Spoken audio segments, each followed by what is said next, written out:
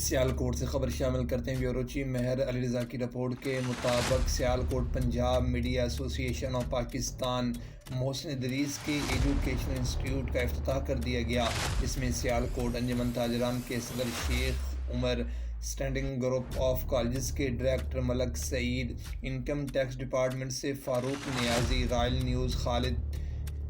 عشیر، اخبار عتیق بیگ، نیا دور اخبار بیورو چیف معظم بن راشد، نائب صدر Pakistan federation of media council Mehr Sadaqat, صحافی Ali Sarwar, professional photographer and software editor Zeeshan Qaiser, journalist news H D Imran Zafar, journalist news H D Moon Ali, P T V award winner Hafiz Qari, Imran Qadri اور ممتاز نے شرکت کی اور دعا کے ساتھ نیک خواہشات کا اظہار کیا۔